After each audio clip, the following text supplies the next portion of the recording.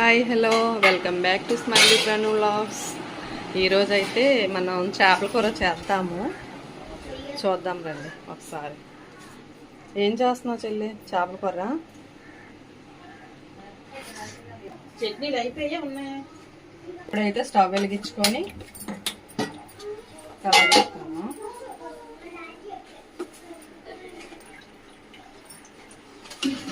Oil పోస్తున్నాను. First అయితే oil వేసుకోవాలి.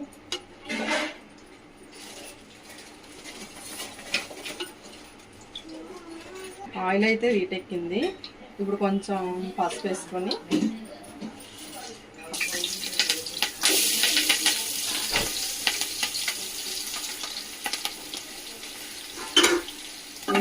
కొంచెం బ్రౌన్ కలర్ వచ్చే వరకు వేసుకోవాలి. ఇలాగా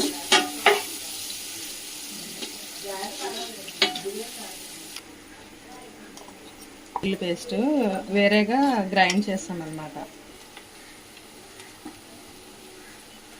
కొంచెం అయితే సాల్ట్ వేసుకుందాం, ఎందుకంటే త్వరగా ఫ్రై అవుతాయి అన్నమాట ఆనియన్ ముక్కలు. ఆనియన్స్ అయితే ఫ్రై అయిపోయింది, బాగా గోల్డెన్ కలర్లో వచ్చేసాయి కదా. ఇప్పుడు కొంచెం అల్లం వెల్లుల్లి పేస్ట్ వన్ స్పూను, 1.5 స్పూన్ వేసుకున్నా పర్లేదు, ఫిష్ ఎక్కువ ఉన్నాయి కదా. వేసుకొని కొంచెం అలా కలుపుకోవాలి.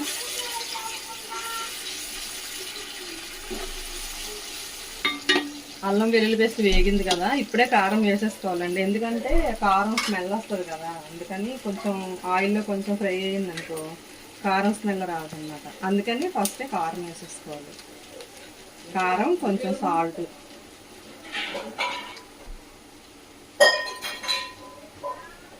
కూడా ఇప్పుడే వేసేసుకోవాలి.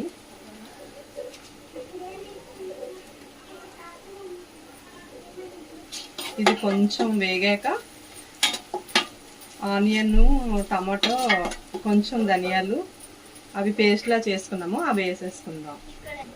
ఇదే ఆ పేస్ట్, ఇది వేసేసుకుందాం.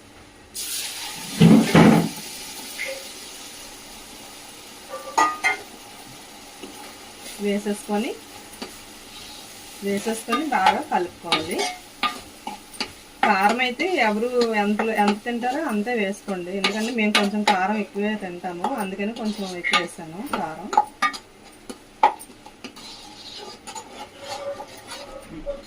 కొంచెం అలా కలిపేసుకొని మూత పెట్టుకోవాలి. ఒక 5 మినిట్స్ అయితే మూత పెట్టుకోవాలి, ఎందుకంటే టమాటా ఆనియన్ కొంచెం బాగా వేగాలి కదా, లేకపోతే స్మెల్ వస్తుంది, పచ్చి స్మెల్ వస్తుంది అన్నమాట.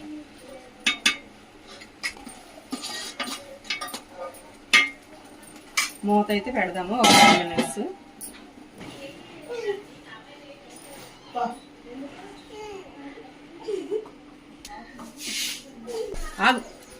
వద్దాము, బాగా ఉడికిపోయింది కదా.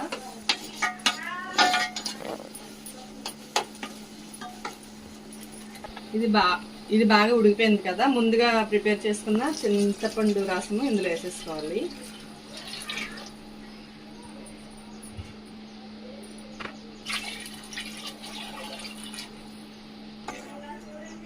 ఇది ఒకసారి బాగా కలుపుకొని మూత పెట్టేసుకుందాం.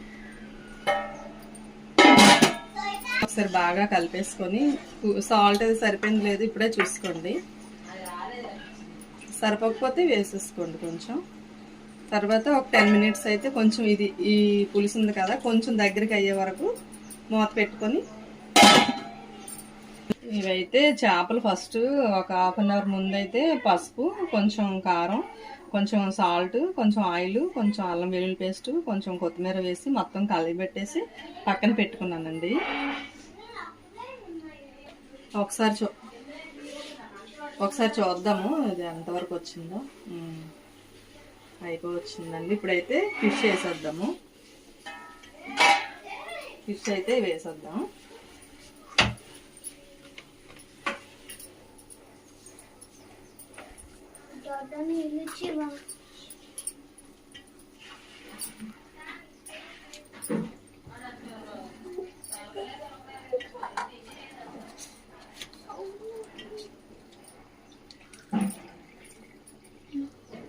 ఇవన్నీ ఇలా మొత్తం వేసేసుకోవాలి.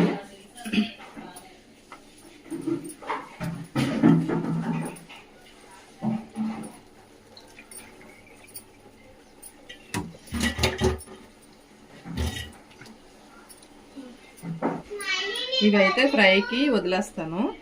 చేపల పులుసు అయిపోయినండి ఫ్రై చేస్తాను. ఇవైతే ఒకసారి కలుపుకోవాలి.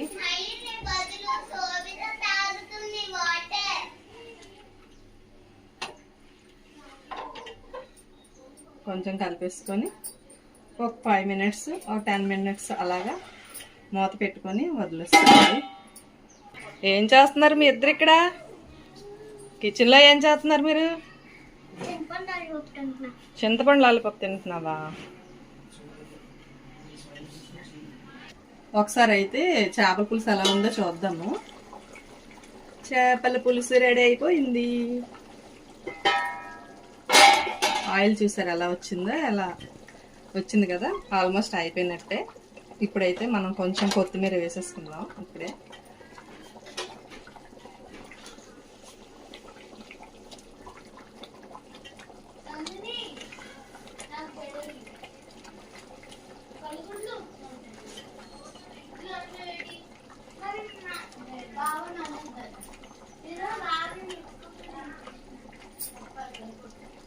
చూద్దాం. చూడండి ఒకసారి ఫిష్ ఎలా ఉందో చూసారా?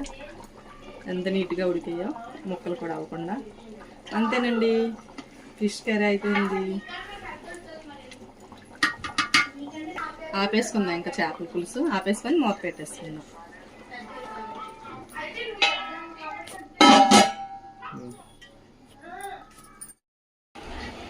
చేపల కూర ఎలా ఉంది బంగారాలు?